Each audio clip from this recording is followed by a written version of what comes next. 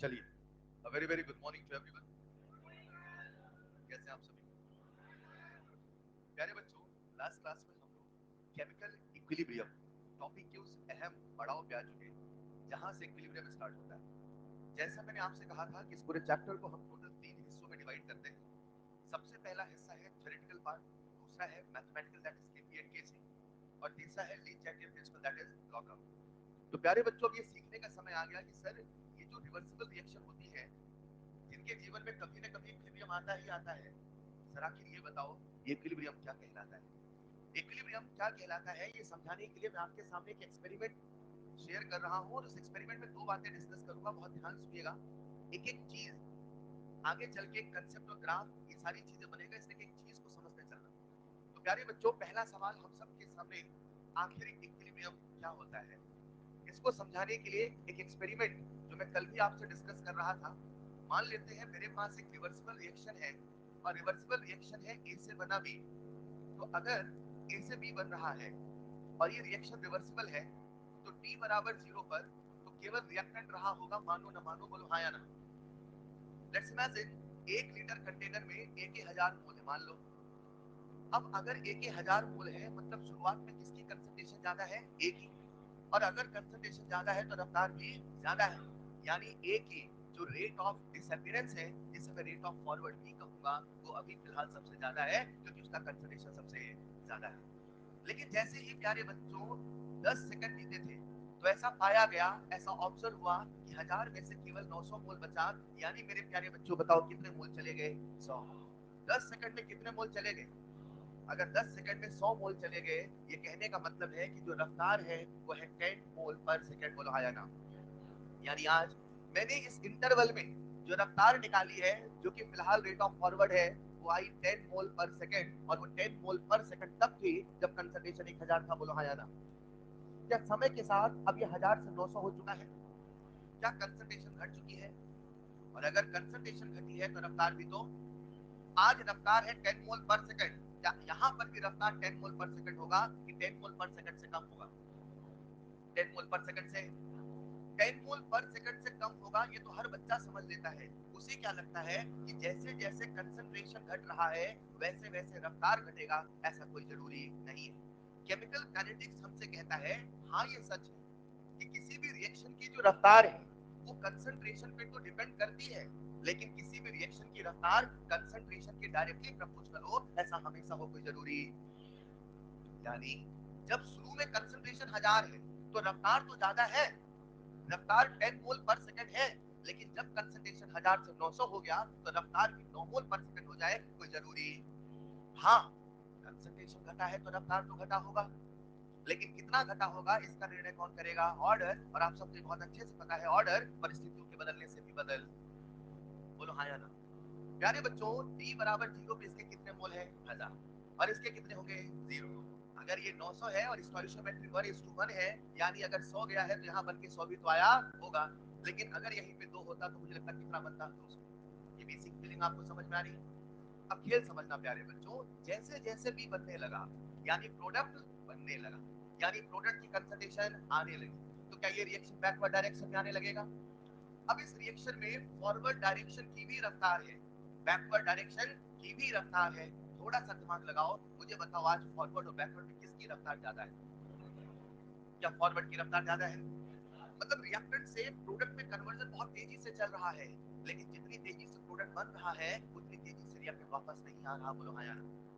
लेकिन एक बात बताओ, जब जल्दी जल्दी प्रोडक्ट बनेगा, तो क्या प्रोडक्ट का कंसंट्रेशन बढ़ता जाएगा? और अगर प्रोडक्ट का कंसंट्रेशन बढ़ेगा तो प्रोडक्ट की रफ्तार भी तो। बुलहाया ना, बुलहाया ना।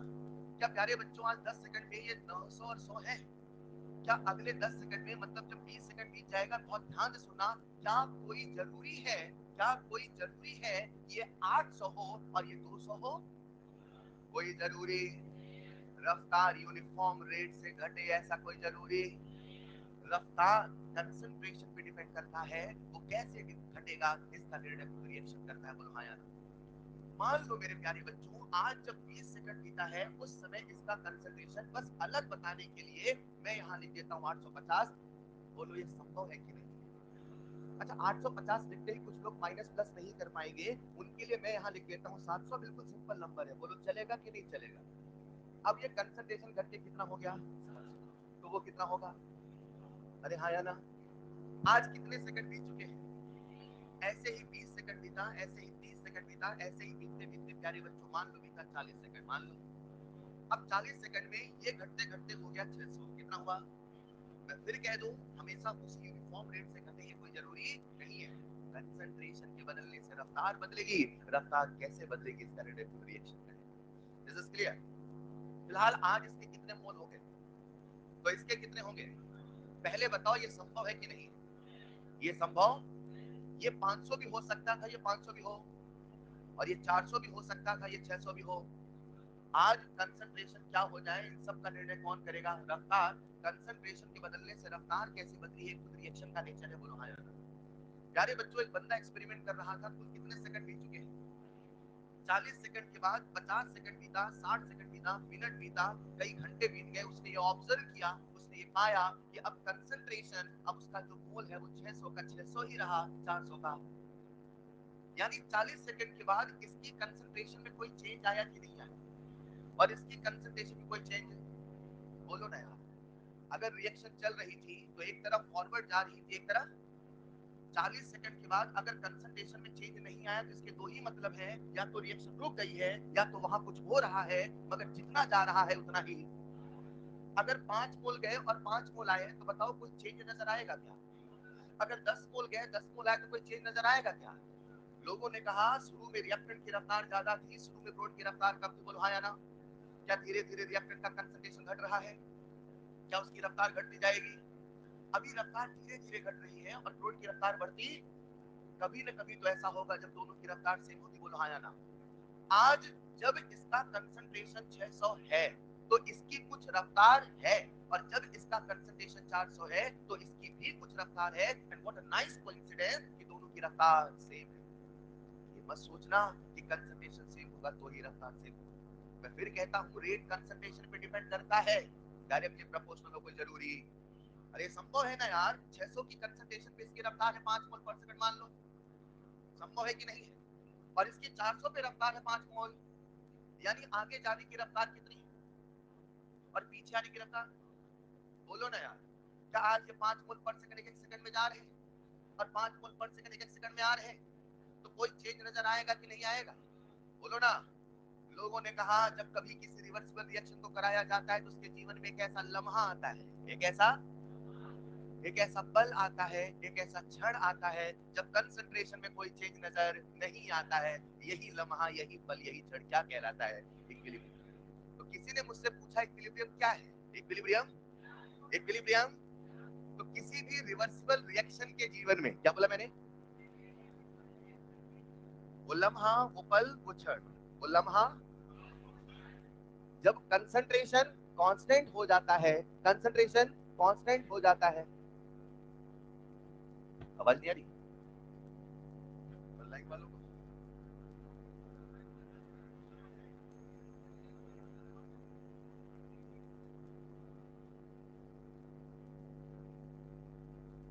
अभी आवाज आ रही है क्या बच्चों?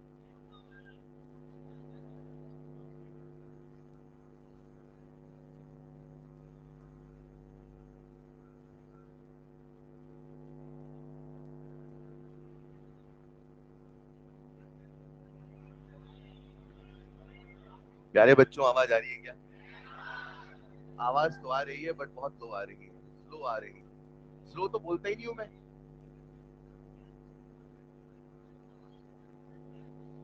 चलिए बेटा स्पीकर लगा लो ना।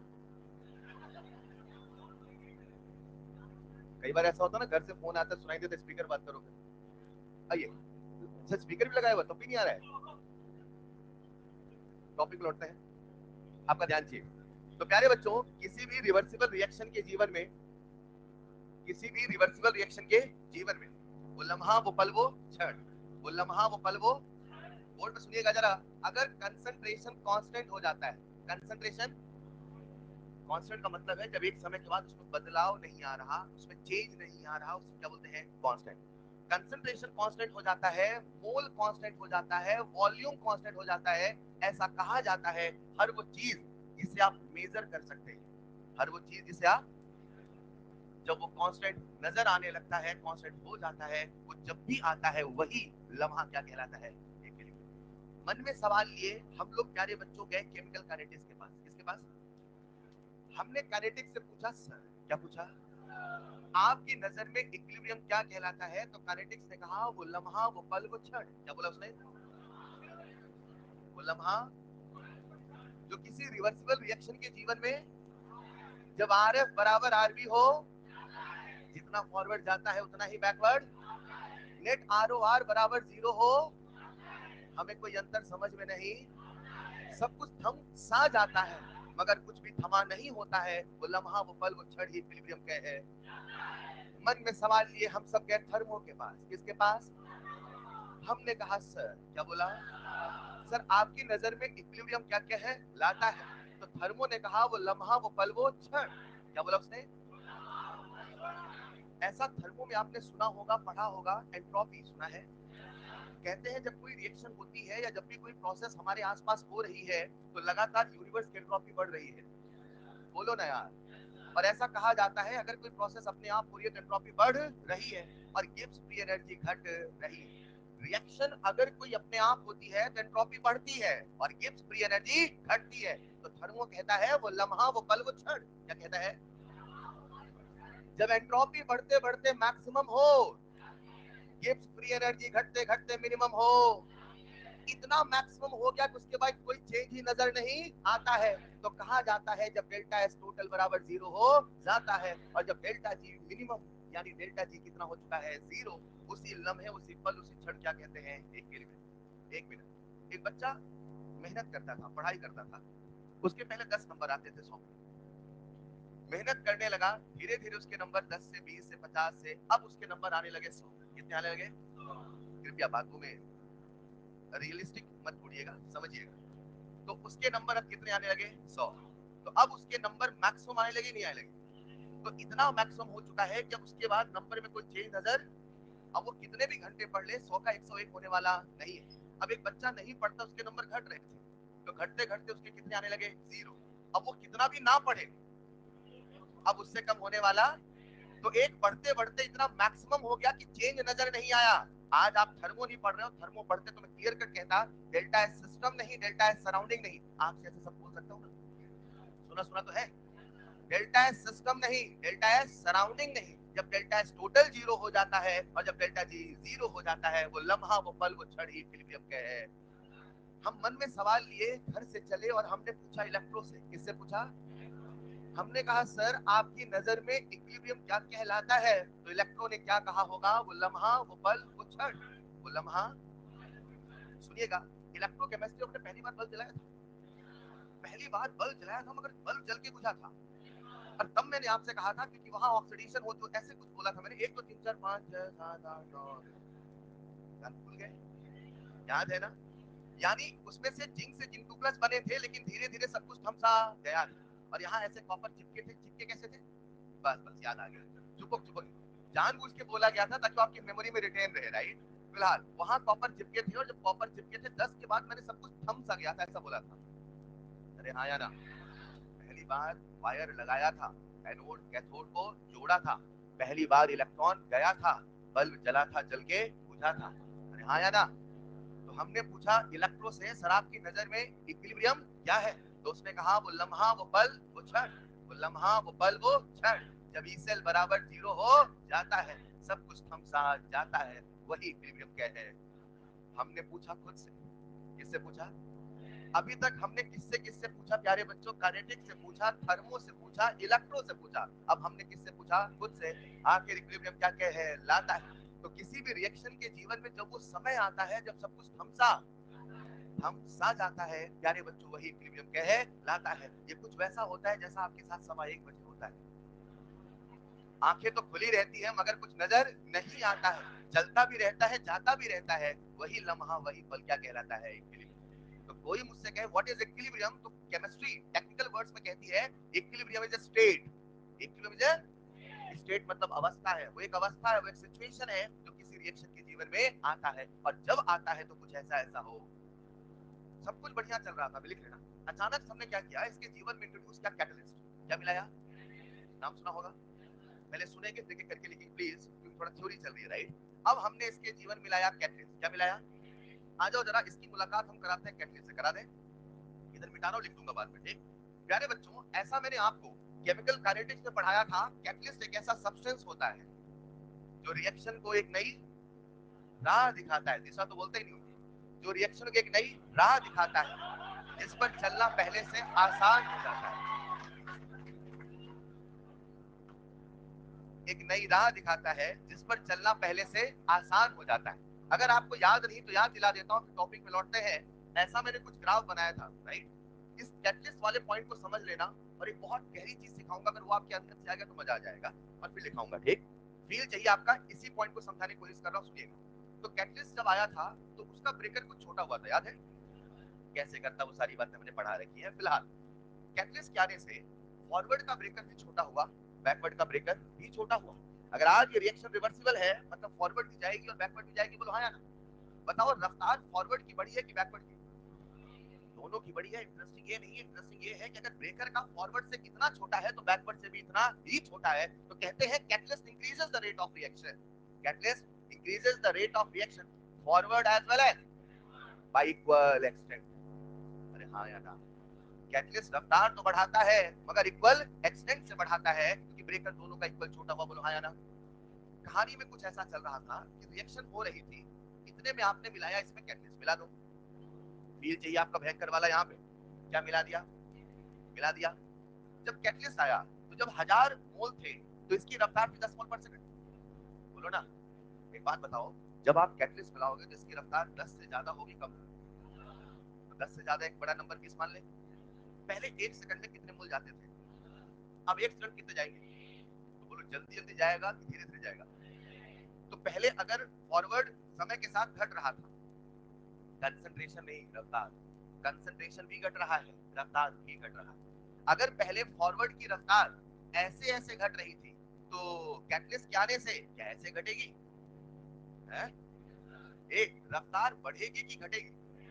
समझना, रफ्तार बढ़ेगी भी और तेजी से घटेगी, है? अब समझना, अभी कितने हैं, सुन रहे हो ना? पहले जब ये कैटलिस्ट नहीं है, ये कैटलिस्ट है, ठीक। जब कैटलिस्ट नहीं था, जब कैटलिस्ट, तो मुझे बताओ क्या इसकी रफ्तार 10 मोल पर सेकंड थी? लेकिन जब कैटलिस्ट है तो क्या इसकी रफ्तार 20 मोल पर सेकंड है? तो शुरू में रफ्तार उसने बढ़ा दिया घटा दिया? अच्छा, प्रोडक्ट क्या हो, इसकी कंसंट्रेशन कितनी है तो रफ्तार कितनी थी? जीरो ना यार। तो जब कैटलिस्ट आएगा इसकी रफ्तार कितनी रहेगी? ये तो जीरो से शुरू होगा ना। जब प्रोडक्ट है ही नहीं तो रफ्तार कहां से? बोले सर रफ्तार है मगर वो नहीं है, ऐसा कैसे पॉसिबल है? हाँ या ना? 1 मिनट, रिएक्टेंट की रफ्तार टी बराबर जीरो पे बढ़ गई कि नहीं बढ़ी? लेकिन प्रोडक्ट की रफ्तार तो जीरो से ही शुरू होगी। अब 10 सेकंड में पहले कितने मोल गए थे? कितने गए थे? अब कितने जाएंगे? 200 जाएंगे। यानी अगर प्यारे बच्चों टी बराबर जीरो पे पहले 1000 था तो 1000 ही रहेगा, लेकिन टी बराबर 10 सेकंड के 800 हो जाएगा। तो बताओ, आज रफ्तार बढ़ी बढ़ी लेकिन कंसंट्रेशन तेजी से घटा, तो जब कंसंट्रेशन तेजी से घटा तो रफ्तार भी तो तेजी से घटेगी। अरे कंसंट्रेशन की प्रोपोर्शन रफ्तार है, बोलो हाँ या ना? नाउ इसको कैच करना, क्या प्रोडक्ट भी धीरे धीरे बढ़ेगा? क्या ये 0 से 200 होगा? बोलो ना। फॉरवर्ड की रफ्तार बढ़ के घट रही है और बैकवर्ड की रफ्तार बढ़ रही है और तेजी से बढ़ रही, बोलो हाँ या ना? जब कैटलिस्ट नहीं था तो फॉरवर्ड की रफ्तार धीरे धीरे ऐसे घटती थी, बोलो ना, और बैकवर्ड की रफ्तार ऐसे बढ़ती थी। लेकिन आज आपने इसके जीवन में क्या मिलाया? जब कैटलिस्ट मिलाओगे तो रफ्तार तेजी से, पक्का, रफ्तार बढ़ेगी, और रफ्तार बढ़ेगी तो तेजी से घटेगा। पहले कितनी रफ्तार थी? रफ्तार, दो बातें, एक है रफ्तार, एक है कंसंट्रेशन। पहले कंसंट्रेशन कितना था, अभी कितना है? रफ्तार कितना था, अब कितना है? रफ्तार बढ़ा, कितना घटा, अब कितना घटा? तो रफ्तार बढ़ा तभी ना तेजी से घटा। अरे हाँ या ना? अब इसका तेजी से बना कि नहीं बना? तो इसकी रफ्तार तेजी से बढ़ेगी, कंसंट्रेशन बढ़ा तो रफ्तार भी, हाँ या ना? एक का रफ्तार घटता जा रहा, एक का रफ्तार, कहीं ना कहीं ऐसा होगा जब दोनों का रफ्तार सेम होगा। हाँ रफ्तार सेम होगा, हाँ रफ्तार सेम होगा। अगर ये 10 सेकंड में 800 हो गया तो कोई भी कॉमन सेंस से बता सकता है कि पहले 640 पे होता था तो 640 के पहले ही होगा। होगा कि नहीं होगा? होगा कि नहीं होगा? हाइपोथेटिकल काल्पनिक नंबर मैंने मान लिया 20 सेकंड चलेगा। अब 20 सेकंड में इसके कितने मोल हो गए और ये कितने हो गए? लोगों ने ऐसा पाया जब एक्सपेरिमेंट किया गया कि जैसे ही इसमें कंसंट्रेशन 600 400 हुआ, कितना हुआ उस कंडीशन में ये ऐसा सुटेबल नंबर था कि जैसे ही 600 400 होता था उसके बाद समय बदल रहा है लेकिन कंसंट्रेशन में कोई चेंज आने वाला। जब कैटलिस्ट आया, जब कैटलिस्ट, उसने रफ्तार को बढ़ाया कि घटाया? तेजी से घटने लगा कि धीरे धीरे घटा? रफ्तार बढ़ा तो तेजी से घटा, रफ्तार बढ़ा तो तेजी से बना। बुलहाया ना? जो जैसा होना था वैसा ही हुआ, बस फर्क कितना है, पहले 40 सेकंड पे होता था तो अब इतना तो हर बच्चा समझ लेता है। अब ये समझ जाना तो मैं समझ जाऊंगा आप समझ गए। क्या कैटलिस्ट के आने से इक्विलिब्रियम की कंडीशन बदली? क्या कैटलिस्ट के आने से इक्विलिब्रियम का कंसंट्रेशन बदला? क्या कैटलिस्ट के आने से इक्विलिब्रियम की सिचुएशन बदली? कैटलिस्ट कभी भी इक्विलिब्रियम स्टेट को डिस्टर्ब करता? जो जैसा होना था वैसा ही होता है, बस फर्क इतना है जो पहले 40 सेकंड में होना था वो, यानी उसने टाइम टू अटेन इक्विलिब्रियम को रिड्यूस किया कि नहीं किया? इंटरेस्टिंग ये नहीं, जरा इसको फील करना। अगर 600 400 में पहले रफ्तार थी x, अगर 600 400 में पहले रफ्तार थी, कुछ ना कुछ तो नहीं होगी। जब कैटलिस्ट इसके जीवन में होगा तो बताओ रफ्तार x होगा कि x से ज्यादा होगा? हाँ फिर से इक्विलिब्रियम आएगा, वही कंसंट्रेशन होगा, वही मोल होगा, रफ्तार फिर से बराबर होगा, लेकिन जितना रफ्तार पहले था उससे।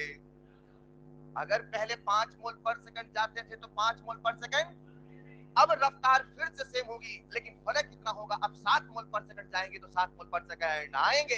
अब कैटलिस्ट की प्रेजेंस में क्योंकि रफ्तार भी ज्यादा होगा। बोलो हाँ या ना? अरे नहीं समझे, ध्यान से सुनना। बच्चों क्या याद रहता है कि कैटलिस्ट के आने से time to attain equilibrium reduces, समझ जाते हैं। रफ्तार वाला पहलू हमेशा हमेशा भूल जाते हैं या नहीं समझ पाते, उसके पीछे कारण एक ग्राफ भी आपकी किताबों में गलत लिखा है, अपने मॉड्यूल में स्प्लिट एक ग्राफ बनता है यहाँ पे, वो किताबों में गलत लिखा मिलता है, अपने मॉड्यूल में मिसप्रिंट आऊंगा। यही कारण है वो चीज हमें अक्सर नहीं पता होती, समझ पा रहे हैं क्या? फिलहाल अभी मैंने आपको ये फील कराया इक्विलिब्रियम क्या है, बता दोगे क्या? वो लम्हा, वो पल, वो क्षण। एक बार बोलेंगे, वो लम्हा जब कंसंट्रेशन कांस्टेंट हो, मोल भी कांस्टेंट हो, वॉल्यूम भी कांस्टेंट हो, रेट इक्वल हो, नेट आरओआर जीरो हो, एंट्रोपी मैक्सिमम हो, लेकिन डेल्टा एस जीरो हो, सिस्टम का नहीं सराउंडिंग का नहीं, जी मिनिमम हो, डेल्टा जी जीरो हो, अरे बोलो हाँ या ना? सब कुछ थमसा, कैटलिस्ट के आने से रफ्तार बढ़ जाती है, जो जैसे होना था वैसे ही होता है, बस फर्क कितना है, पहले होता है लेकिन अब इक्विलिब्रियम पे रफ्तार भी पहले से। अरे हाँ या ना? इसको थोड़ा कॉपी में नोट डाउन करते हैं फिर समझते हैं। ठीक, कॉपी में लिखिएगा, एक्सपेरिमेंट जैसे बोलूं वैसे लिखना। बहुत देर तक सुन लिया, कॉपी में लिखिएगा नेक्स्ट पॉइंट। कुछ कह रहे हाँ सर ठीक रहा, अच्छा रहा, हद करते हो यार। हाँ लिखिएगा नेक्स्ट पॉइंट, एक्सपेरिमेंट जैसे लिखा वैसे लिखना।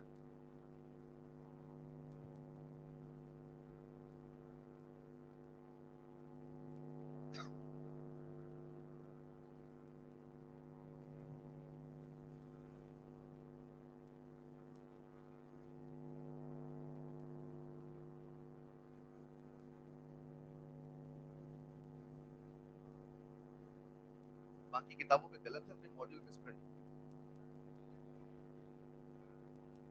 है, अपनों को तो डिफेंड करना पड़ेगा।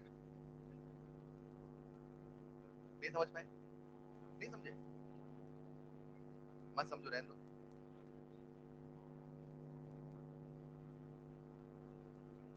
देखिएगा,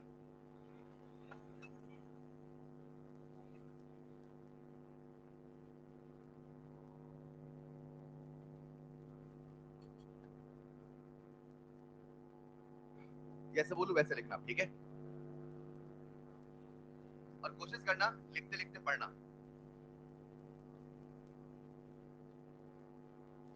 इसको लिख लिया ना?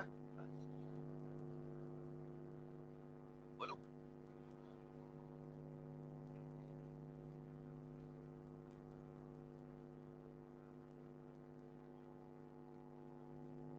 साथ में लिखो, वरना बाद में फिर से लिखना पड़ेगा। लिखिएगा first point, equilibrium in terms of,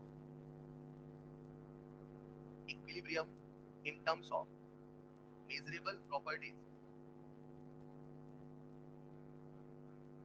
equilibrium in terms of measurable properties.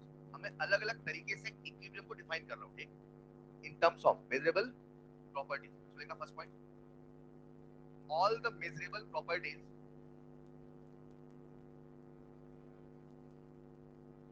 all the measurable properties becomes constant,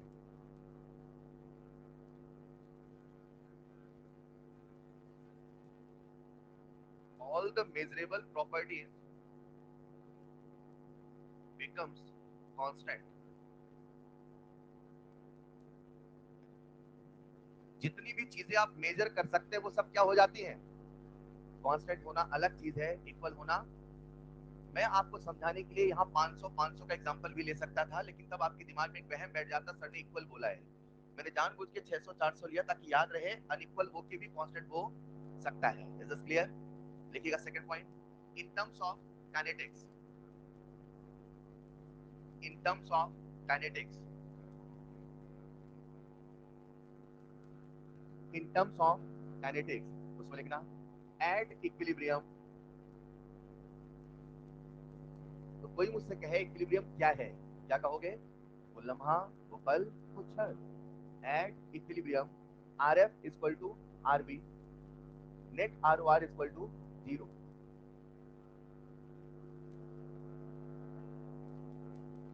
are F equal to R B, net R O R equal to 0। चलेगा? नेक्स्ट पॉइंट लिखना, in terms of thermo, in terms of thermo. Thermo ने equilibrium को क्या बोला? ये जो line में लिखा रहा हूं थर्मो वाली, ये आपको थर्मो की एनसीईआरटी में देखने को मिलेगा। इसे मैंने इक्विलिब्रियम में इंक्लूड किया क्योंकि इक्विलिब्रियम की सारी बातें यही कर रहे हैं, लेकिन अगर किसी को पढ़ना हो तो कहां मिलेगा? थर्मो की एनसीईआरटी में। चलेगा? इन टर्म्स ऑफ थर्मो देखना first point, entropy maximum, S maximum. Second point, delta S total equal to 0। मतलब इतना बढ़ जाता है, इसे फील भी कराऊंगा थर्मो में आपको मैं, इतना बढ़ जाता है कि अब और बढ़ता ही नहीं है, तो कहते हैं सब कुछ थम्स आ गया है।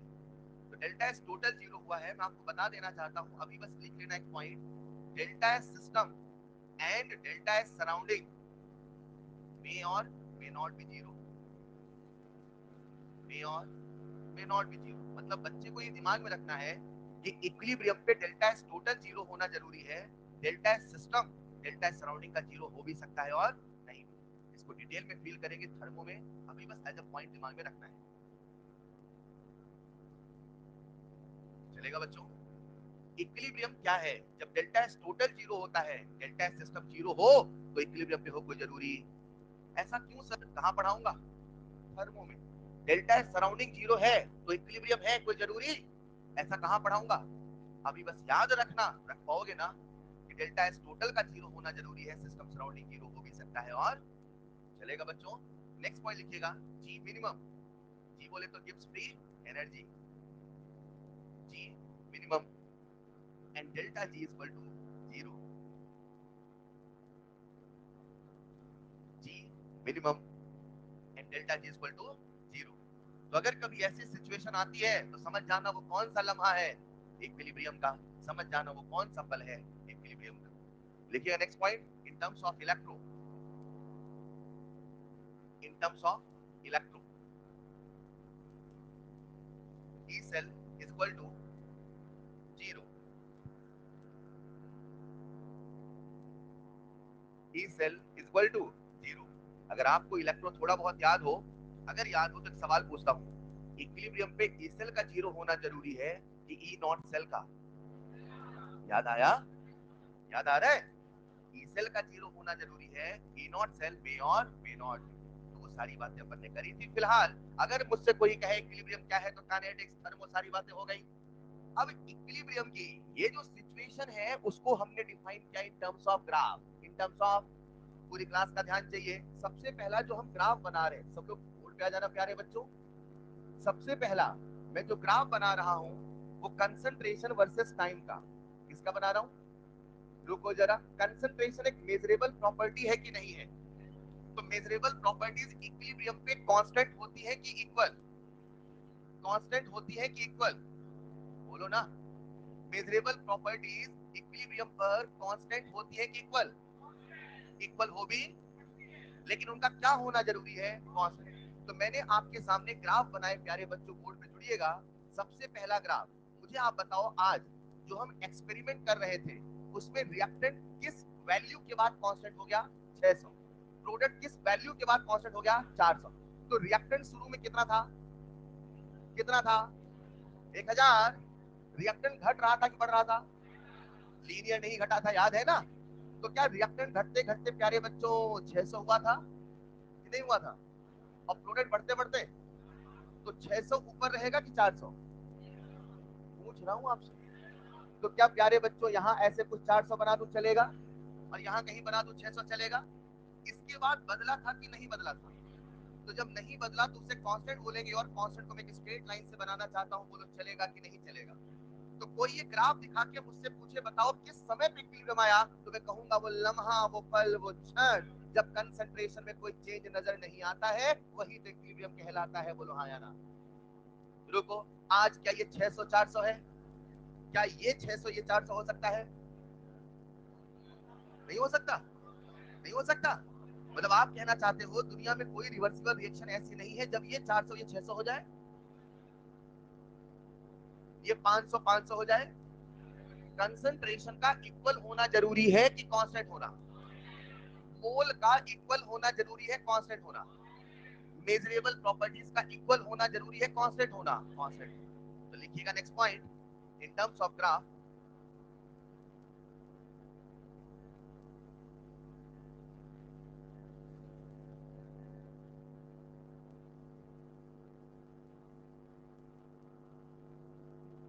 तो कंसंट्रेशन वर्सेस टाइम का जब ग्राफ किसी भी रिएक्शन का बनाओगे तो वो इन्हीं तीन सिचुएशन में से कोई एक होने वाला है।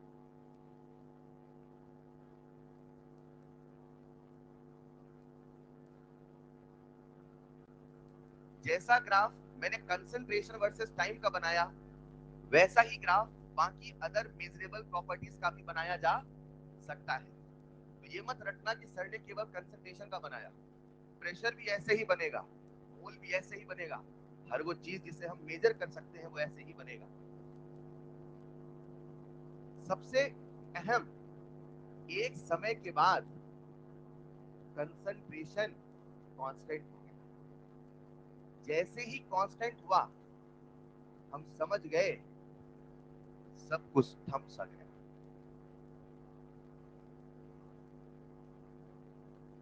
और उसी लम्हे, उसी पल को क्या कहा गया? इक्विलिब्रियम।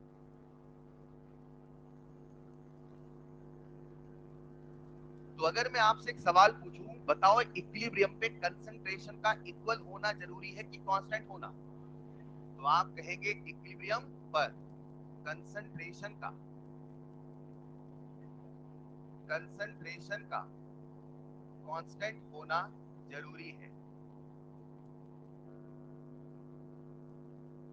कंसंट्रेशन का कांस्टेंट होना जरूरी है। कंसंट्रेशन इक्वल भी हो सकता है, नहीं भी हो सकता है।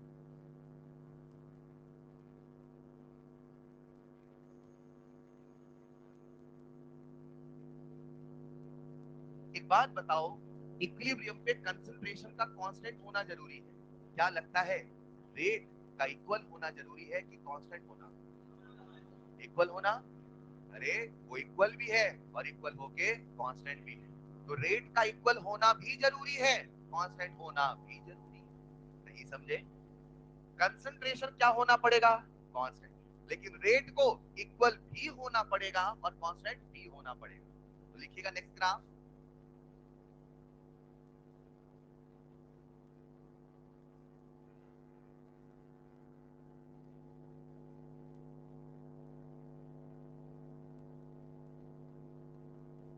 तो हमने पूछा इक्विलिब्रियम क्या है कंसंट्रेशन वर्सेस टाइम ग्राफ से, तो उसने कहा जिस वक्त कंसंट्रेशन कांस्टेंट हो जाएगा वही क्या कहलाएगा, इक्विलिब्रियम। आओ बनाते हैं अगला ग्राफ, बना ले। नेक्स्ट ग्राफ लिखिएगा रेट वर्सेस टाइम। आप पहले मुझे रूल बताओ, रेट का इक्वल होना जरूरी है कि कांस्टेंट होना है? रेट को इक्वल भी होना और कांस्टेंट भी होना पड़ेगा। तो देखते हैं इक्वल और कांस्टेंट की सिचुएशन कैसी आती है। आप सबके सामने ग्राफ बना रहा हूं। एक तरफ लिखा हमने रेट और एक तरफ लिखा हमने टाइम। फॉरवर्ड का रेट समय के साथ घट रहा था, बैकवर्ड का रेट समय के साथ बढ़ रहा था। कंसंट्रेशन घट रहा था तो रफ्तार घट रहा था, कंसंट्रेशन बढ़ रहा था तो रफ्तार बढ़ रहा था। ऊपर वाला आरएफ है, नीचे वाला आरबी। घटते घटते बढ़ते बढ़ते दोनों हो गए इक्वल और इक्वल होके हो गए कांस्टेंट। वो लम्हा, वो पल, वो क्षण जब आरएफ बराबर आरबी हो जाता है, जितना जाता है उतना ही, वही तो मेरे प्यारे बच्चों इक्विलिब्रियम कह है लाता है। बोलने की आवश्यकता नहीं। जब भी आपको लगे बोलना है पढ़ते रहिए। कहानी में ट्विस्ट यहां पर नहीं अगले पल आता है, जब जीवन में कैटलिस्ट आता है। कौन आता है? कैटलिस्ट। कैटलिस्ट को बुलाया। जैसे ही कैटलिस्ट आया, एक कॉमन सेंस का सवाल पूछ लूं क्या? मुझे बताओ आरएफ इसकी वैल्यू है मान लो 10 मोल पर सेकंड, मान लो, मान लिया। कितनी है इसकी वैल्यू? 10 क्या न्यूटन। अब इसके जीवन में कैटलिस्ट मिलाओ, मिला दो प्लीज। तो बताओ ये 10 से 20 होगा कि 10 से 5 होगा? हमने शायद वैल्यू 20 बोला था। तो जैसे आपने 20 बोला तो बताओ ये ग्राफ ऊपर से बनेगा कि नीचे से? बोलो ना। लेकिन प्रोडक्ट का रेट पहले कितना था? 0। तो कैटलिस्ट के आने के बाद भी ये 0 से ही तो स्टार्ट होगा। यानी जो रिएक्टेंट है उसका तो ग्राफ ऊपर से जाएगा, लेकिन प्रोडक्ट का ग्राफ 0 से स्टार्ट होगा, यस और नो?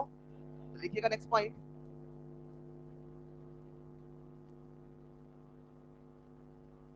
इसे लिख लिया, यही बगल में लिख देता हूं, rate versus time in the presence of catalyst. Rate versus time in the presence of catalyst. जब उसके जीवन में कैटलिस्ट आया तो देखते हैं ग्राफ कैसा बनेगा। जब भी मैं बच्चों से कैटलिस्ट के प्रेजेंस में ग्राफ पूछता हूं तो अक्सर बच्चे मुझे कुछ ऐसा जवाब देते हैं, देखता हूं शायद आप भी ऐसे ही जवाब देंगे, नहीं देंगे। रेट वर्सेस टाइम में जब कैटलिस्ट नहीं था तो ग्राफ ऐसा था, मान लो, अरे मान लो। लेकिन जैसे ही कैटलिस्ट आया तो बच्चे कहते हैं ग्राफ कुछ ऐसा बनेगा। सही बताओ कितने बच्चों ग्राफ ऐसा ही आ रहा है? कॉमन सेंस लगाओ। आपने फॉरवर्ड के रेट को घटा दिया, ये सही है कि गलत है? यही मैं कहता हूं ये ग्राफ गलत है। अपना कॉमन सेंस लगाओ, ये मत सोचो वो क्या है, ऐसा ग्राफ पॉसिबल है क्या? सर रेट में तो ऐसा पॉसिबल, रेट में तो ऐसा पॉसिबल। अब ग्राफ क्या बनेगा आप ही मुझे बताना। एक बड़ा प्यारा पॉइंट आएगा, नेक्स्ट स्लाइड में चलो। चलो क्या, पहले समझ में लिखना, आ जाओ बोर्ड पे। तो मैं ग्राफ बना रहा हूं रेट वर्सेस टाइम का इन द प्रेजेंस ऑफ कैटलिस्ट, हाँ या ना? देखना जरा, जब कैटलिस्ट नहीं था, जब कैटलिस्ट नहीं था तो ग्राफ कुछ ऐसा बना दिया। बोलो ये ग्राफ सही है कि गलत है? रेट को इक्वल होना पड़ेगा कि कांस्टेंट? रेट को इक्वल भी होना पड़ेगा, और मतलब यहां आके अगर x हो गया तो ये भी x हो गया और वही थमा है। बोलो हाँ या ना? अब आपने इसके जीवन में मिलाया कैटलिस्ट, जैसे कैटलिस्ट मिलाओगे तो बताओ आरएफ बढ़ेगा कि आरबी बढ़ेगा? क्या आरएफ ऊपर से चलेगा? 10 का 20 हो गया कि नहीं हुआ? अब यहां से आरएफ बनेगा, हाँ या ना? आरबी मतलब प्रोडक्ट का जो रेट है वो 0 से स्टार्ट होगा कि ऊपर से? क्योंकि t बराबर 0 पे तो प्रोडक्ट 0 ही रहा होगा। जब प्रोडक्ट है ही नहीं तो रफ्तार कहां से? बोलो हाँ या ना? यानी इसका ग्राफ कुछ ऐसे बनेगा, यस और नो? और इसका ग्राफ कुछ ऐसे बनेगा, हाँ या ना? एक मिनट, इसका ग्राफ में रेट घटेगा कि रेट बढ़ेगा? पहली वक्त 20 मोल पर सेकंड है तो अगली वक्त 25 नहीं हुआ, 20 से कम हुआ है। नहीं समझ पा रहे हो? रटने की आदत है तो रट लेना, बहुत आसान है ग्राफ याद करना, पर फील करोगे तो एक जो पॉइंट आएगा उसको उसको सीख लिया तो मेरी पूरी की पूरी मेहनत यहाँ पे साकार हो गई, तो उसको समझिएगा। अब बताओ ये रेट घट रहा है कि बढ़ रहा है? और ये रेट ये घटेगा, और ये फिर से एक समय ऐसा आएगा जब आर एफ बराबर आर बी हो। जितने समय में पहले होता था उतने में होगा कि पहले होगा? इस बार वो घटना पहले घटित होगी, बोलो ना। इंटरेस्टिंग ये नहीं मेरे प्यारे बच्चों, इंटरेस्टिंग ये है, हाँ इस बार वो घटना पहले जरूर घटित होगी, लेकिन जितने रेट पे पहले होती थी अब उस रेट से ज्यादा पे हो। नहीं समझे? जब पहले कैटलिस्ट नहीं था, कैटलिस्ट थोड़ा फील करना, 600 400 था, ये मान लो कैटलिस्ट नहीं है, मानो मानो ना, इसकी रफ्तार है 5 मोल, तो इसकी भी रफ्तार है 5 मोल, तभी नहीं किलो आया। अब सोचो सोचो, 5 मोल जब था उसी में कैटलिस्ट मिला दो, तो रफ्तार बढ़ेगी नहीं बढ़ेगी? तो वही तो कह रहा हूं, जब फिर से 600 400 होगा तो कैटलिस्ट की प्रेजेंस में रफ्तार अब 5 मोल पर सेकंड नहीं होगा, कितना होगा? 5 से ज्यादा। लेट्स इमेजिन 7 मान लो, तो इसका भी 7 है, तो इसका भी 7 जाएगा तो 7 आएगा, लेकिन जितना रेट पहले था उससे ज्यादा है, बोलो हाँ या ना? तो रेट तो ज्यादा हुआ एक बार, जो जैसा पहले होता था अब उसके पहले होने लगा, बोलो हाँ या ना? ये था टी इक्विलिब्रियम ओल्ड और ये है टी इक्विलिब्रियम न्यू। क्या मेरी बात समझ पा रहे हैं? बोलो बच्चों, कॉपी में लिखिएगा next point, rate versus time graph in the presence of catalyst. White वाला graph in the absence of catalyst, और ये वाला graph in the presence of catalyst.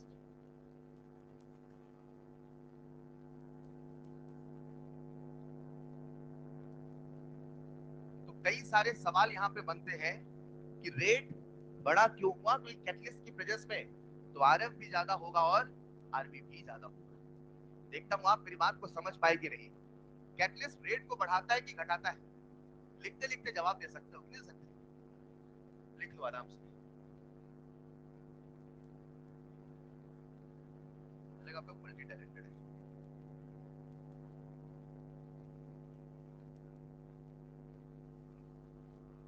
अरे कैसे बातें कर रहा हूँ, ये दो वाली बात कह दी, उसको पता था गूगल का सीईओ बनने वाला, स्कूल क्यों जा रहा था? एक बार तो उस प्रोसेस से गुजरना पड़ेगा। एक बच्चा कह रहा है इतने मल्टी टैलेंटेड होते तो यहाँ क्यों होते? तभी तो यहाँ है क्योंकि मल्टी टैलेंटेड है। ऐसा सोचिए,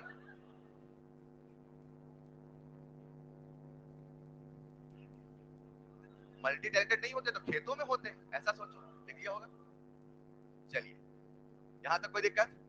आ जाओ देखते हैं हमने क्या क्या सीखा, पहले बता दो फिर लिख लेते हैं। कैटलिस्ट रफ्तार को बढ़ाता है घटाता है? फटाफट, फॉरवर्ड की बैकवर्ड, इक्वल एक्सटेंट से unequal extent. Catalyst equilibrium state को बदला कि नहीं बदला? 600 400 था तो 600 400 ही है, और आगे चल के वर्ड आएगा इक्विलिब्रियम कांस्टेंट। तो क्योंकि 600 400 नहीं बदला तो इक्विलिब्रियम कांस्टेंट भी बदलने वाला। इक्विलिब्रियम कांस्टेंट सुना तो है ना? अरे सुना है तो कॉपी में लिखिएगा, ये लिखिए क्या? समय लगेगा ग्राफ बनाने में।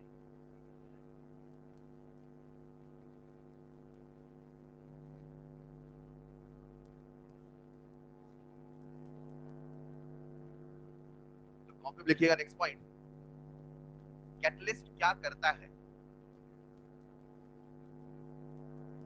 लिखिएगा, कैटलिस्ट क्या करता है?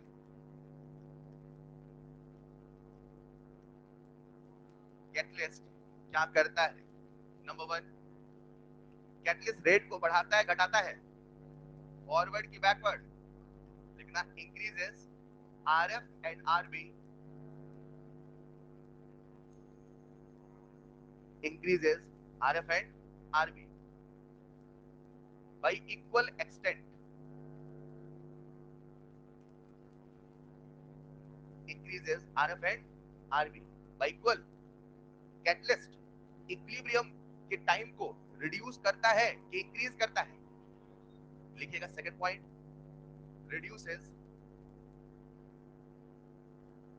the time to attain equilibrium, reduces the time to attain equilibrium। अब ये समझना बहुत जरूरी है कि कैटलिस्ट क्या नहीं करता है। तो मैंने 2 पॉइंट लिखवाए, कैटलिस्ट क्या करता है, और अब लिखवाने वाला हूं कैटलिस्ट क्या नहीं करता है। तो लिखिएगा नेक्स्ट पॉइंट, कैटलिस्ट क्या नहीं करता है। आओ देखते हैं कैटलिस्ट क्या नहीं करता है। एक तो पॉइंट आप ही मुझे बता दोगे, क्या कैटलिस्ट कभी रफ्तार को घटाता है? है? क्या कैटलिस्ट कभी रफ्तार को घटाता है? वो जो रफ्तार को घटाता है वो कैटलिस्ट नहीं, इनहिबिटर के नाम से जाना जाता है। तो लिखिएगा first point, it never decreases, it never decreases rate, वो कभी भी रेट को घटाता नहीं है। अच्छा, अगर वो रेट को घटाएगा नहीं तो हमेशा बढ़ाएगा, और हमेशा बढ़ाएगा तो इक्विलिब्रियम का समय घटेगा कि बढ़ेगा? यानी वो कभी भी इक्विलिब्रियम के अटेन होने के टाइम को बढ़ाता। नेक्स्ट पॉइंट लिखना, it never increases the time to attain equilibrium. It never increases the time to attain equilibrium. बच्चों, इस पूरे डिस्कशन से एक चीज आपको समझ में आनी चाहिए, जब कैटलिस्ट जीवन में आया तो इक्विलिब्रियम की परिस्थितियां बदली कि नहीं बदली? जो जैसे होना था वैसे ही हुआ, जो जैसे होना था वैसे बस पहले हुआ।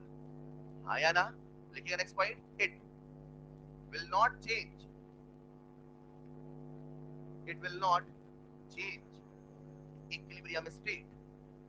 वो इक्विलिब्रियम स्टेट को, इक्विलिब्रियम अवस्था को, इक्विलिब्रियम परिस्थितियों को नहीं बदलता। It will not change equilibrium state. ये स्टेट वर्ड समझे कि नहीं समझे? स्टेट, अवस्था, उस अवस्था में जो जो जैसे जैसे होता है वैसे ही होगा। अरे बस पहले होगा। अगर समझ पाए हो तो एक सवाल पूरी क्लास से पूछता, पूछ लूं क्या? उसने इक्विलिब्रियम स्टेट को बदला कि नहीं बदला? तो प्रोडक्ट और रिएक्टेंट की कंसंट्रेशन बदला कि नहीं बदला? तो इक्विलिब्रियम कांस्टेंट बदला कि नहीं बदला? बोलो ना। लिखना, इट विल नॉट चेंज,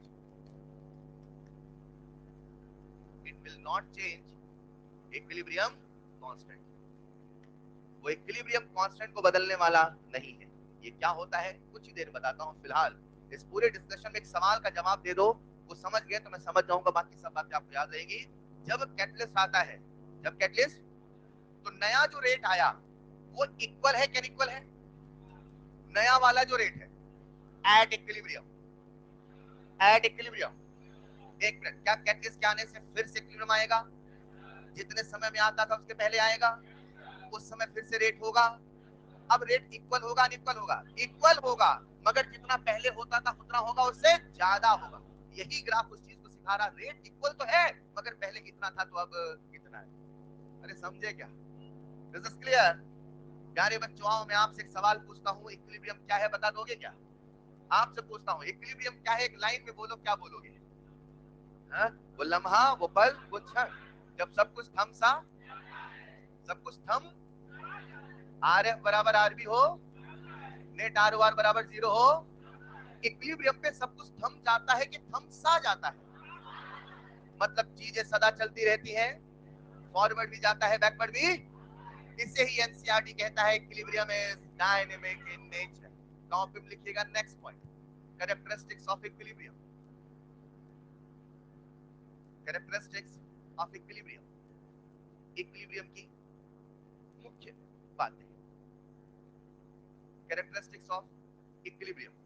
कुछ बातें आपको पता है, बस एक चीज मुझे आपको सिखानी है।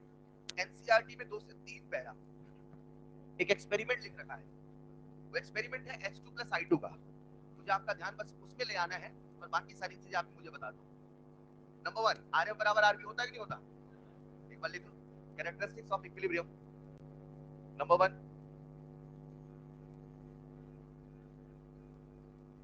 Are F equal to R B. Number 2, net R O R equal to 0। Number 3, everything seems stop, थमा थमा सा नजर आता है, everything seems stop. And the next point, equilibrium is dynamic in nature, equilibrium is dynamic in nature. कुछ बातें already लिखा दिया कॉपी में, आपसे पूछता हूं, इक्विलिब्रियम ओपन कंटेनर में आता है कि क्लोज में? लेकिन physical equilibrium only and only in close condition. वो सारी बातें भी याद है ना यार?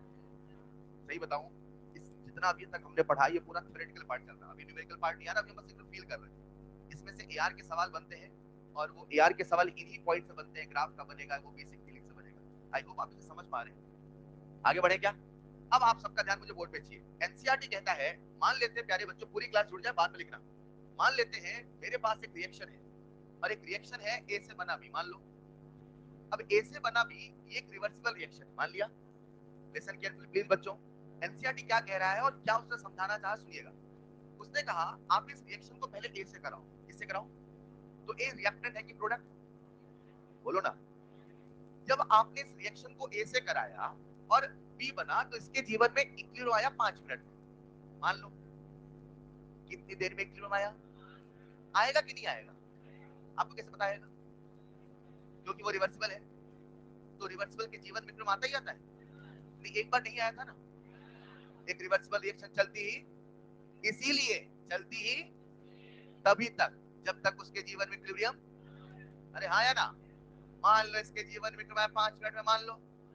तो एनसीईआरटी ने क्या बोला कि आप ऐसा करो, इसका ग्राफ बनाओ, और ग्राफ बनाओ कंसंट्रेशन वर्सेस टाइम का। किसका बनाओ? हमने कहा बना दो साहब। तो कंसंट्रेशन वर्सेस टाइम का जब हमने ग्राफ बनाया, तो ए से बी का ग्राफ कुछ ऐसा आया। यहां से ए है, मतलब रिएक्टेंट है, समय के साथ घट रहा है, और यहां से बी है, समय के साथ बढ़ रहा है, मान लो।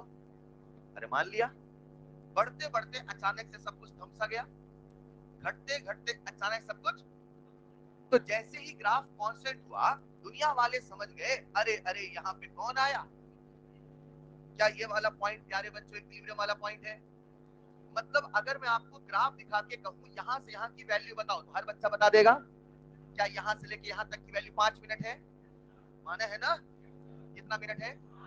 तो मैंने प्यारे बच्चों यहाँ पे आपके सामने लिख दिया 5 मिनट। क्या किसी को आपत्ति है? अब एनसीईआरटी कहता है और थोड़ा सा ट्विस्ट करते हैं। हमने कहा कैसे? उन्होंने कहा अब रिएक्शन को आप कराओ बी से। किससे कराओ? बी पहले क्या था, अब क्या है? तो बी से ए बनेगा? उसने कहा हाँ बनेगा। क्या बोला उसने? हाँ। अगर कोई रिवर्सिबल रिएक्शन है, पॉइंट नंबर 1, अगर कोई रिवर्सिबल रिएक्शन, तो चाहे रिएक्टेंट से कराओ चाहे प्रोडक्ट से कराओ, रिवर्सिबिलिटी उधर से थी तो रिवर्सिबिलिटी इधर से भी है। यही कारण है weak acid weak base. Weak acid की रिएक्शन रिवर्सिबल है, इरिवर्सिबल? हाँ, क्या है? तो जब वीक एसिड वीक बेस का सॉल्ट लोगे तब भी वो कैसा होगा? रिवर्स। अगर इधर से है रिवर्सिबल तो इधर से भी होगा रिवर्सिबल। N2+3H2 से बना अमोनिया रिवर्सिबल, तो अमोनिया से बना N2+3H2 भी रिवर्सिबल। पॉइंट नंबर 1 क्लियर है?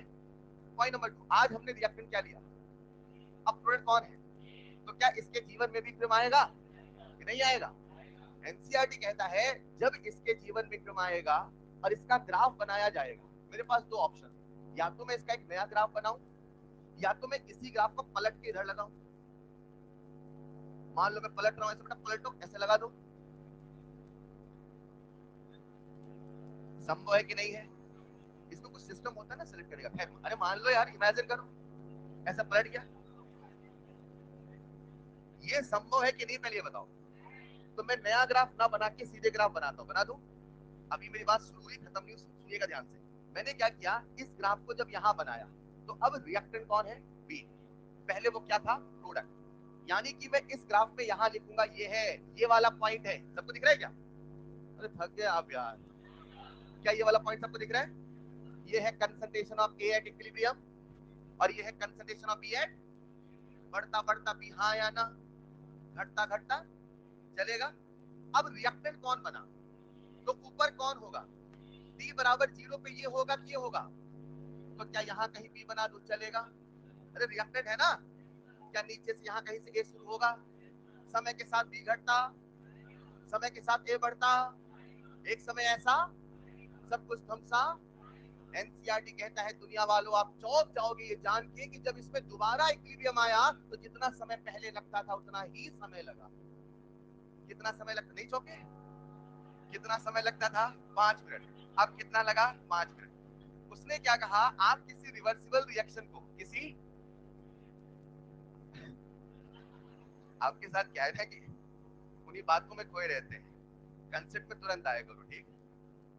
उसने कहा अगर किसी रिवर्सिबल रिएक्शन को या तो कराइए रिएक्टेंट से या तो कराइए नंबर वन दोनों रिवर्सिबल होंगे, नंबर टू दोनों में इक्विलिब्रियम आएगा, and the most interesting point जब दोनों में इक्विलिब्रियम आएगा तो लगने का इक्विलिब्रियम आने का समय भी दोनों में जैसा जैसा पहले इक्विलिब्रियम पे होता था वैसा ही होगा। पहले अगर बी की कंसंट्रेशन कुछ थी तो आज भी बी की कंसंट्रेशन वही है, पहले अगर ए की कंसंट्रेशन कुछ थी तो आज भी ए की कंसंट्रेशन वही है। चलेगा नहीं चलेगा? एनसीईआरटी में एग्जांपल ये नहीं दिया, एनसीईआरटी में एग्जांपल ये वाला दिया है, इसको आप बताओगे अब ठीक बोर्ड पे आना। आ जाओ बेटा, आ गए क्या?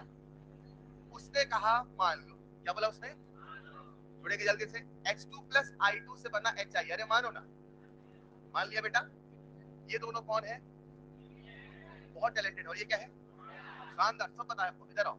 अब उसने क्या कहा, इसका ग्राफ बनाओ, हमने कहा बना लिया। सुनिएगा, सिचुएशन नंबर 1 प्लीज फोकस करना।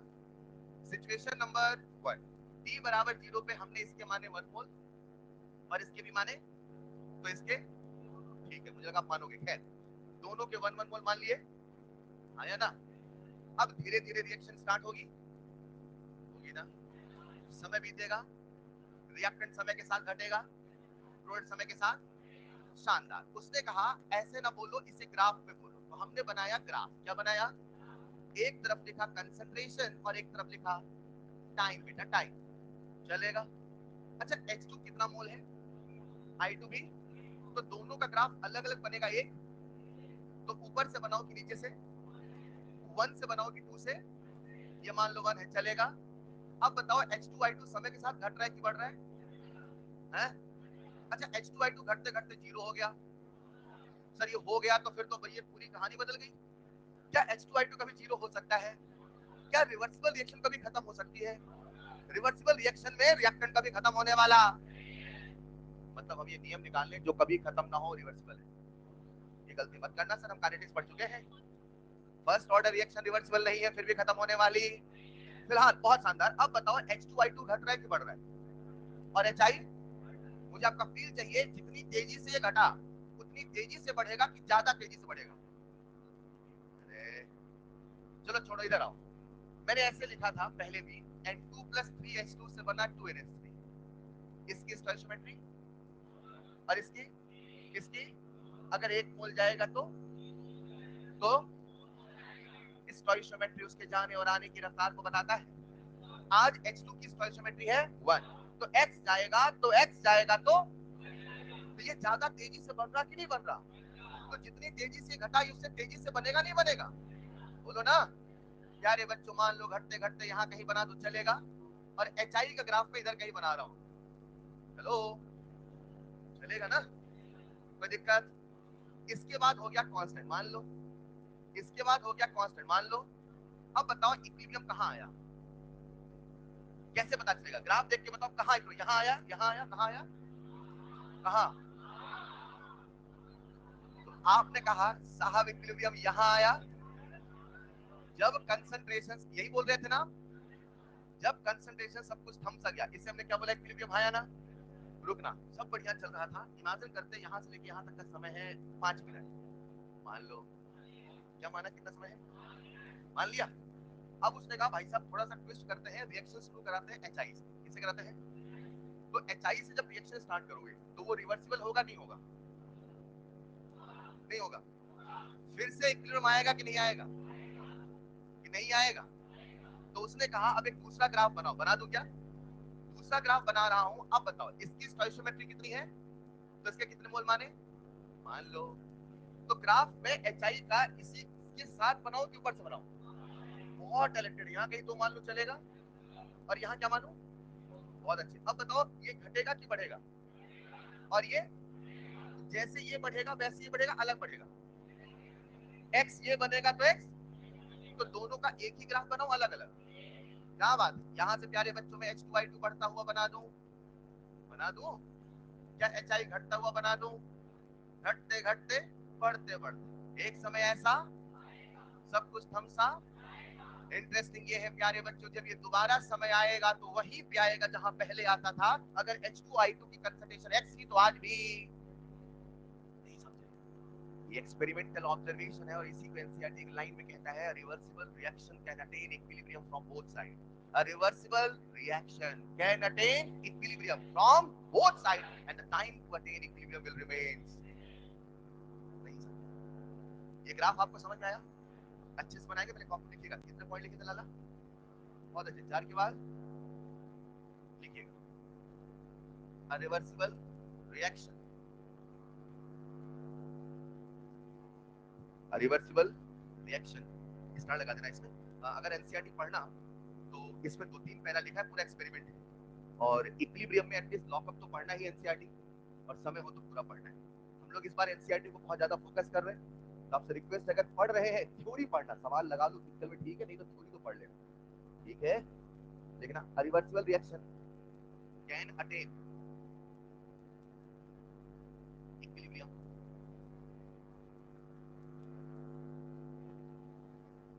फ्रॉम बोथ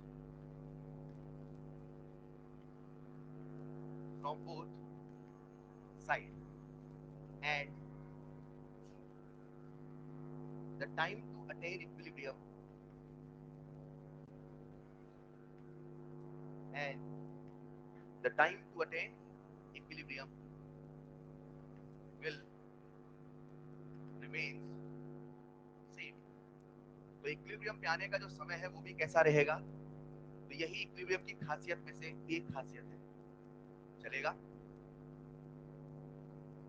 क्लियर है बच्चों? नेक्स्ट पॉइंट पे ये वाला ग्राफ नहीं, ये वाला ग्राफ बना. ये वाला ग्राफ सबको समझ में आ गया ना? ये समझाने के लिए पहले मैंने ये बनाया ताकि एक बार में दिमाग में ये उतर जाए. Is this clear? लिख लीजिएगा. हाँ, ये एक्सपेरिमेंट है एनसीईआरटी का, ये लिखो बस.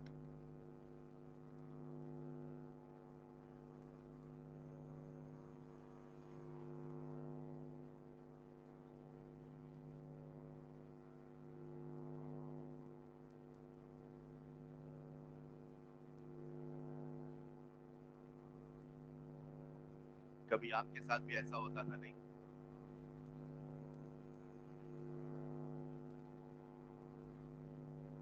1 बजे बेल बज जाती थी बेटा.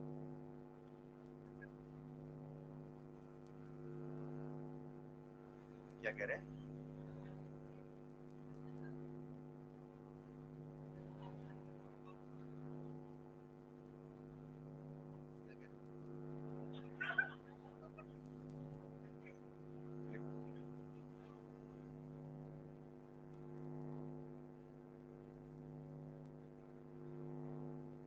दोनों का बदला ले लो ना, तभी सेम बनाया था.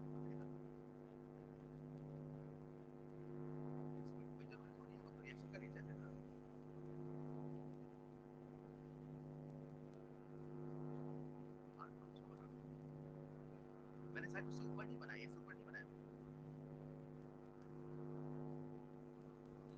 अभी आते हैं. किसी बच्चे को कुछ बताना.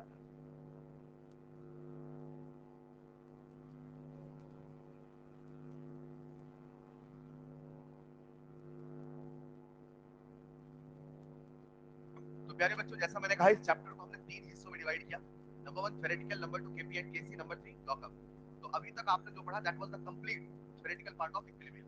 यहाँ पे इक्विलिब्रियम की थ्योरी होती है समाप्त.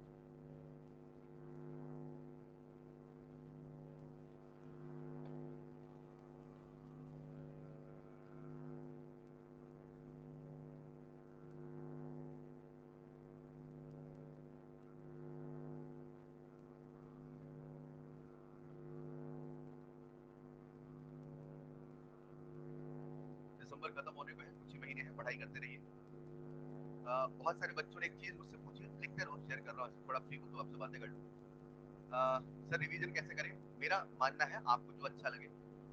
अपनी प्लानिंग मत करो, टेस्ट पेपर के साथ चलो. That's it. कोचिंग्स के पेपर है, उनके साथ चलते चलो. अपनी प्लानिंग करोगे तो प्लानिंग में ही समय रह जाएगी. फॉलो एनी टेस्ट पेपर, उसके सिलेबस को कंप्लीट करें, उसमें मैक्सिमम नंबर लाएं, यही प्लानिंग रखें. जब आप किसी भी कोचिंग के टेस्ट पेपर के साथ चलेंगे ऑटोमेटिक आपका रिवीजन सब कुछ हो जाएगा. अब इसमें दो सिचुएशन आएगी. सिचुएशन नंबर 1, जब आप टेस्ट पेपर दे रहे हो तो हो सकता है उसके सारे टॉपिक आपने पढ़े हैं, या हो सकता है उसमें एक या दो टॉपिक आपने पढ़े नहीं. तो अपने आप से पूछ लो, वो जो दो टॉपिक लेट्स इमेजिन आपने नहीं पढ़े हैं, क्या आप उसे पहले बहुत अच्छे से पढ़े थे? आप आपसे मैं ये बातें कर सकता हूँ बिकॉज आप लोग पहली बार चीजों को नहीं पढ़ रहे हैं। तो अगर आपने उससे पहले बहुत अच्छे से पढ़ा था तो आप उसे रिवाइज करके पेपर अटेम्प्ट करिए। और आपको लगता है नहीं उसे पहले अच्छे से पढ़ेंगे, ग्रिप लाएंगे, उसके बाद ही करेंगे, तो उस टॉपिक पे क्रॉस लगाइए। जो बाकी टॉपिक है उनको इतने परफेक्शन से करके पेपर दीजिए कि उसके सारे सवाल सही होने चाहिए। मैंने क्या बोला समझ गए? कैसे रिवाइज करें? Just simply go along with the paper, that's it. आपको अलग से मेहनत नहीं, ऐसा मेरा मानना है। आपको जो सूट करे, आपको जो अच्छा सलाह मिले वो करें। पेपर साथ चलोगे तो माइंड में बर्डन नहीं आएगा, ये मेरे मुझे ऐसा लगता है। पेपर देते रहो, पेपर में नंबर लाओ बस। समझ पाए क्या? और शुरू से एक ही मकसद, अपने को तो नंबर लाना है। बस नंबर के लिए पढ़ाई करो, बाकी सब आसान है। Just clear? चलिए देख लिया होगा। कहना चाह रहे बेटा? Any expert comment? लिख लिया होगा सबने? चलिए प्यारे बच्चों, यहाँ तक हमने क्या क्या सीखा, आई होप आपको सारी बातें क्लियर है। एक बार समअप करते हैं। सबको बेसिक कंसेप्ट क्लियर है? कितने बेसिक कंसेप्ट हो गए थे? बोलो ना यार। उसके बाद मैंने आपको इक्विलिब्रियम क्या है सीखते हैं। इक्विलिब्रियम क्या है बता दोगे? इक्विलिब्रियम क्या है बता दोगे? वो लम्हा, वो क्षण, जो सब कुछ थमसा जाता है, वही इक्विलिब्रियम क्या है लाता है। काइनेटिक्स, थर्मो, इलेक्ट्रो, हर नजरिए से देखा, but the overall unique definition as per kinetics is RF बराबर आर। अब प्यारे बच्चों समय था, ये जो इक्विलिब्रियम है थोड़ा फील करना, ये जो इक्विलिब्रियम है इसे हम कैसे पढ़ें। आज अगर कोई रिवर्सिबल रिएक्शन है तो उसके जीवन में क्रम कभी ना कभी तो आएगा। उसकी स्टडी करें तो करें कैसे? How to study the situation of equilibrium. Equilibrium एक अवस्था है, उस अवस्था की स्टडी करें कैसे? बहुत सारे तरीके हो सकते थे, लेकिन आपके सिलेबस में इक्विलिब्रियम का जो मैथमेटिकल एनालिसिस है या जो एनालिसिस है वो मात्र केमिकल काइनेटिक्स के पर्सपेक्टिव से है। मतलब इक्विलिब्रियम को थर्मो से भी पढ़ सकते हैं। और मैं आपको आइडिया भी दूंगा कि आपके सिलेबस में लिखा है significance of delta G and delta ji not in equilibrium. वो ये कहना चाहता है कि इक्विलिब्रियम में कुछ थर्मो का भी रोल है, वो भी आपको पढ़ाऊंगा।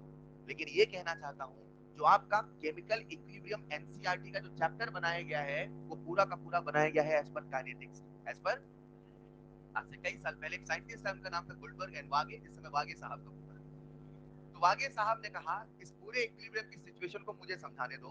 और उन्होंने इस पूरे इक्विलिब्रियम को केवल केवल काइनेटिक्स से तैयार किया। किससे तैयार किया? तो उन्होंने क्या कहा? कॉपी लिखिए, नेक्स्ट पॉइंट लिखिएगा। Mathematical analysis of, mathematical analysis of equilibrium, mathematical analysis of equilibrium. तो वागे साहब ने क्या कहा? उन्होंने कहा मान लो मेरे पास एक रिवर्सिबल रिएक्शन है, और अगर ये रिवर्सिबल रिएक्शन है तो कभी न कभी तो इसके जीवन में इक्विलिब्रियम आएगा। बोर्ड पे जुड़ेंगे बच्चों? आगे क्या? अब ये जो रिवर्सिबल रिएक्शन है इसको हम बोलेंगे आरएफ और इधर बोलेंगे आरबी। ये है फॉरवर्ड और ये है। उन्होंने एक लॉ दिया था और उस लॉ का नाम था लोमा। क्या नाम था? शायद ये सुना सुना सा लग रहा है। इसे हम कहते थे लॉ ऑफ मास एक्शन। चलेगा? याद दिलाता हूँ प्यारे बच्चों, थोड़ा सा आपको ले चलता हूँ भूली बिसरी यादों में, अतीत की झलकों। केमिकल काइनेटिक्स याद है? केमिकल काइनेटिक्स, उसमें आपको हमने कहा था दो तरह की रिएक्शन है, एक है एलिमेंट्री और दूसरी है कॉम्प्लेक्स रिएक्शन की मैकेनिज्म और एलिमेंट्री की मैकेनिज्म। एलिमेंट्री का रेट लॉ लिखना। मान लो मेरे पास एक एलिमेंट्री रिएक्शन है, ए प्लस बी से बना सी प्लस डी। मान लो अगर मैं लिखूं इसका रेट लॉ, क्या लिखूं? रेट, तो मैं लिखूंगा आर बराबर के इंटू ए की पावर वन इंटू बी की पावर। डन। जब भी रेट लॉ लिखते हैं तो हमेशा रिएक्टेंट ही लिखते हैं रेज टू पावर स्टोइशियोमेट्री, बशर्ते वो एलिमेंट्री हो, उसकी कोई मैकेनिज्म ना हो। याद आया? ये बताओ ये रेट ऑफ रिएक्टेंट है कि रेट ऑफ प्रोडक्ट है कि रेट ऑफ रिएक्शन है? Rate of. शानदार, ये है आर ओ आर। याद आ रहा है? ये क्या है? रेट। अच्छा मान लो अगर रिएक्शन लिखी होती सी प्लस डी से बना ए प्लस बी, तो क्या आप इसका भी रेट लिख लोगे? अब कैसे लिखोगे? आर बराबर के इंटू सी की पावर वन। लिख लोगे क्या? बोलो ना बच्चों। एक बात बताओ, ये रिएक्शन रिवर्सिबल है कि नहीं है? और इसकी अभी कोई मैकेनिज्म ना तो फॉरवर्ड से ना तो, उन्होंने इस बस इस एस्पेक्ट को नजरअंदाज किया कि there is something like mechanism, उन्होंने सिंपल रिएक्शन मान के, क्या वर्ड बोला मैंने, सिंपल, सिंपल बोले तो एलिमेंट्री, उन्होंने सिंपल रिएक्शन मान के इस रिएक्शन का लिखा रेट लॉ। क्या लिखा? पूरी क्लास एक छोटी सी बात को सुनना, जब मैं लिखूंगा रेट लॉ तो सबसे पहले मैंने लिखा आर एफ। क्या लिखा? R F. इधर से लिखूंगा आर बी। हेलो, ये रेट ऑफ रिएक्टेंट है कि रेट ऑफ प्रोडक्ट है कि रेट ऑफ रिएक्शन है? तो मैं कह दूं आर एफ बराबर ए एफ इंटू ए की पावर ए इंटू बी की पावर बी। याद आ रहा है? वही तो लिख रहा था ना यार, अब वहां वन वन लगाया था। बोलो आरबी कैसे लिखेंगे, बोलो बेटा, के बी इंटू सी की पावर सी इंटू डी की पावर डी। आसान है। अब मुझे आपका ध्यान चाहिए, ये कंसंट्रेशन है कि एक्टिव मास? क्या है ये? ऐसा मैंने काइनेटिक्स से बोला था, the rate of reaction is directly proportional to the product of the concentration. याद आ रहा है? वो सारी बातें नहीं कर रहा हूँ, आपको वो पढ़ा के यहाँ तक लाया हूँ। सिंपल बात कह रहा हूँ, ये कंसंट्रेशन नहीं, ये क्या है? Active mass. Active mass solution के लिए कंसंट्रेशन है, एक्टिव मास गैस के लिए कंसंट्रेशन भी है, प्रेशर भी है, और मौका लगने पे मोल फ्रैक्शन भी है। This is clear? यानी प्यारे बच्चों, क्या ये एक्टिव मास है? क्या ये एक्टिव मास है? अब सुनना, अभी मान लो फिलहाल एक्टिव मास का मतलब कंसंट्रेशन है, मान लो कंसंट्रेशन रखोगे इनिशियल तो रफ्तार भी मिलेगा। जिस समय का कंसंट्रेशन उस समय की रफ्तार, जिस समय का उस समय की। ऐसे सवाल आप करते भी थे काइनेटिक्स में, calculate the rate at this time, तो उस समय की कंसंट्रेशन लिखते थे, उस समय की रेट निकालते थे। हेलो, इनिशियल कंसंट्रेशन लिखोगे तो क्या मिलेगा? इनिशियल रेट, रफ्तार, हाँ या ना? इक्विलिब्रियम की कंसंट्रेशन लिखोगे तो क्या मिलेगा? इक्विलिब्रियम की रफ्तार। बोलो हाँ या ना? इस रिएक्शन को होने दो, जब ये रिएक्शन होती जाएगी तो क्या धीरे धीरे इसका आरएफ घटेगा? बोलो ना, क्या इसका आर भी बढ़ेगा? एक समय ऐसा जब सब कुछ थमसा, जब इसके जीवन में इक्विलिब्रियम, क्या आर एफ बराबर आर बी हो? ऐसा काइनेटिक्स कहता है कि थर्मो कहता है? काइनेटिक। वागे साहब ने पूरा इक्विलिब्रियम काइनेटिक्स से बनाया। ये फील करोगे ना तो मेरी बातें अंत तक फील करोगे, वो केसी के पी जब सब सिखाऊंगा। नजरिए और भी हो सकते थे, पर उन्होंने किससे बनाया? काइनेटिक्स। This is clear? अब बताओ, ये मैंने इक्वल किया तो इक्वल कब होगा? तो अगर इक्विलिब्रियम आया, मैंने लिखा एट इक्विलिब्रियम, क्या वर्ड बोला मैंने?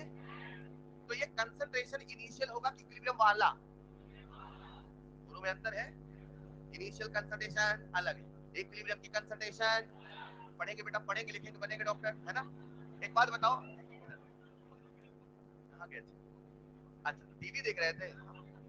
आरएफ, क्या इक्विलिब्रियम पे आरएफ बराबर आरबी होगा? मुझे नहीं देख रहे थे, सामने बैठ के टीवी देख रहे। उधर का बच्चा, उधर का बच्चा बोले टीवी देख रहे, समझ में आता है। अच्छा अच्छा, ठीक, समझ गया, आ जाओ। क्या इक्विलिब्रियम पे आरएफ बराबर आरबी होगा? बोर्ड पे आरएफ बराबर आरबी होगा कि नहीं होगा? तो अगर इक्विलिब्रियम पे आरएफ बराबर आरबी है तो कंसंट्रेशन भी तो इक्विलिब्रियम वाली होगी। कैच करना बच्चों, आरएफ बराबर आरबी कर रहा हूं, देखना, आरएफ बराबर कर दूं क्या? यानी कंसंट्रेशन में कौन सी लिखूंगा? इक्विलिब्रियम वाली। तो नेक्स्ट स्लाइड पे चल रहा हूं, मैंने कुछ ऐसे लिखा, के एफ इंटू ए की पावर ए इंटू बी की पावर बराबर के बी इंटू सी की पावर इंटू डी की पावर। मैंने जो लिखा है इसमें छोटी सी गलती है, कौन बताएगा? ये कोई नॉर्मल कंसंट्रेशन नहीं है, ये है कंसंट्रेशन एट इक्विलिब्रियम, ये है कंसंट्रेशन एट इक्विलिब्रियम। आपको ये मजाक लग रहा है? अभी मैं आपसे केपी केसी के एक्सप्रेशन लिखाऊंगा, आप गलती यही करोगे, नहीं करोगे? 5 मिनट बैठो तभी गलती करवा दूंगा आपसे। आ जाओ जरा।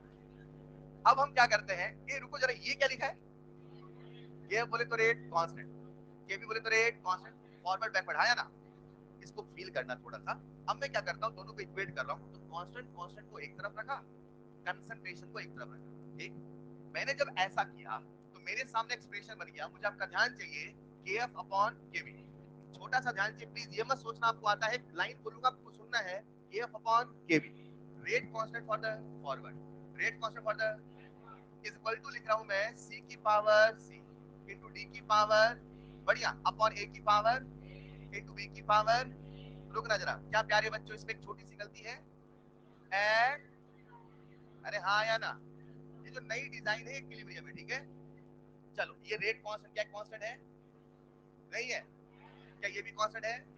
तो कांस्टेंट अपॉन कांस्टेंट पक्का।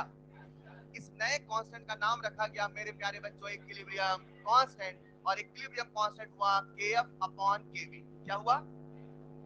आप सुनना, लेकिन वागे साहब ने कहा हर रिवर्सिबल रिएक्शन का हर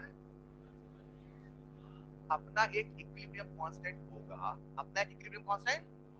अगर आप उसे फाइंड करना चाहते हैं तो उसका एक तरीका है रेट कांस्टेंट से, उसका एक तरीका है इलेक्ट्रोकेमिस्ट्री से, इलेक्ट्रोकेमिस्ट्री में क्या सवाल किए थे, उसका एक तरीका है थर्मो से, उसका एक तरीका है वागे साहब का तरीका। उन्होंने कहा वो ये तरीका है Kc equal to concentration of C की पावर C। C प्रोडक्ट है कि रिएक्टेंट?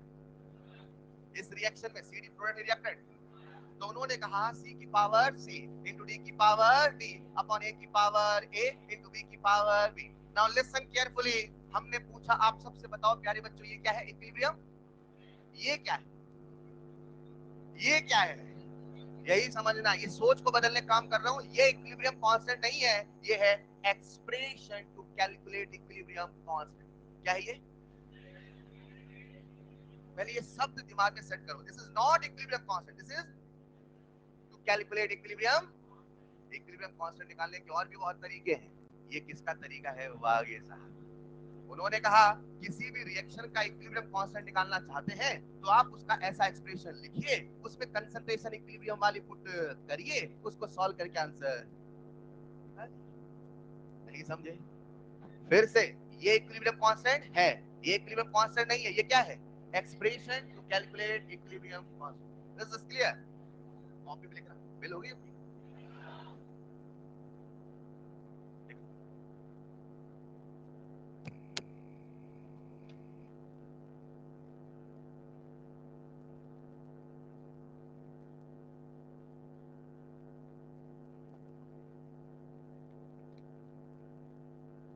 यहां से लिखिए कैसा लिखा है।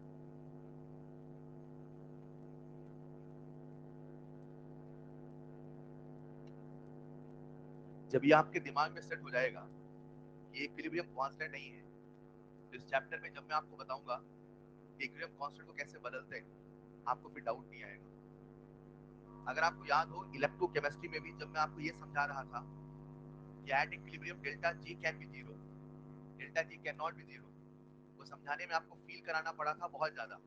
उसके पीछे कारण यही, हमने इक्विलिब्रियम को एक गलत तरीके से सेट किया है। पहले ये सोचना शुरू करो वो इक्विलिब्रियम कांस्टेंट नहीं है, वो expression to calculate equilibrium constant.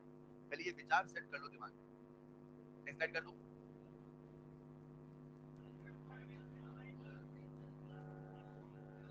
जो लोग नहीं लिख पाए एक बार देख लो।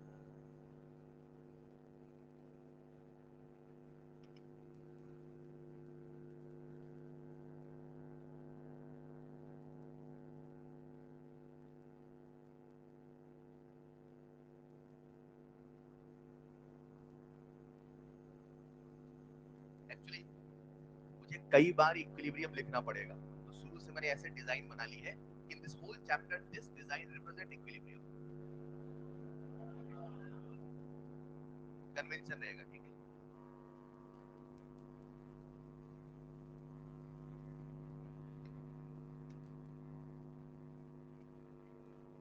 दिस इज द एक्सप्रेशन, ये मात्र एक्सप्रेशन है, पेपर प्रेजेंटेशन है। This is the expression to calculate equilibrium constant. ये इक्विलिब्रियम कांस्टेंट नहीं है, ये एक्सप्रेशन है टू कैलकुलेट इक्विलिब्रियम कांस्टेंट। चलेगा?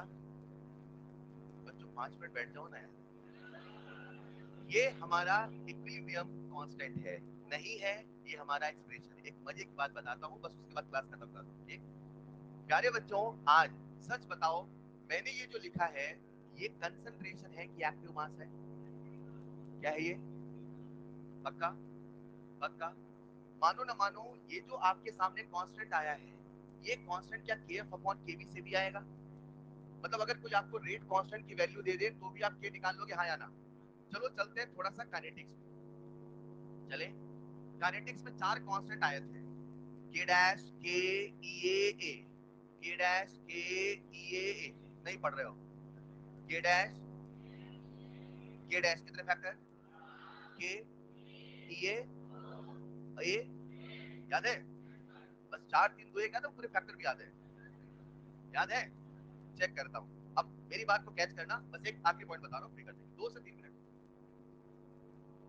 देख लिया, देख लिया? चलो एक बात बताओ, अगर मैं आपके सामने लिख दूं के, क्या लिखूं?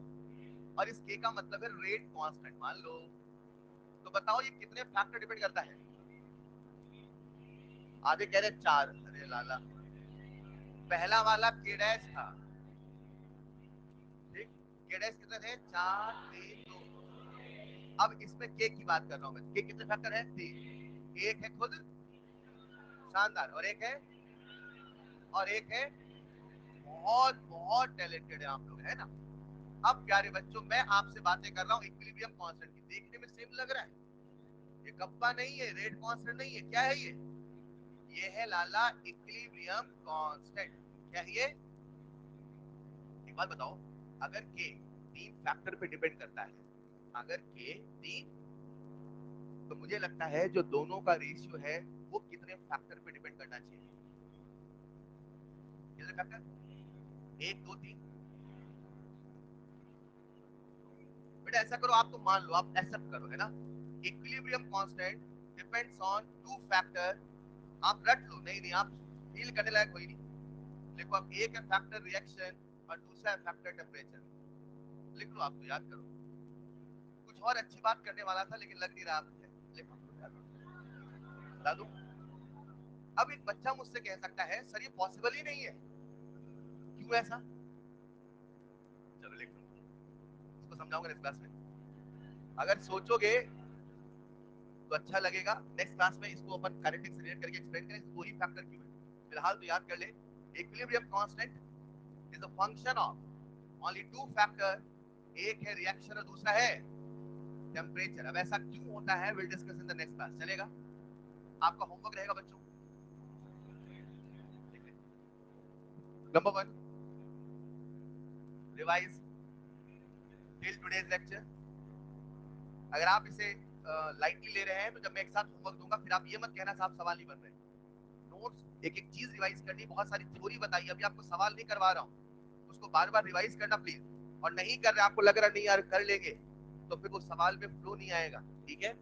Revise till today's lecture. That's all for today, मिलते हैं नेक्स्ट क्लास में, थैंक यू सो मच।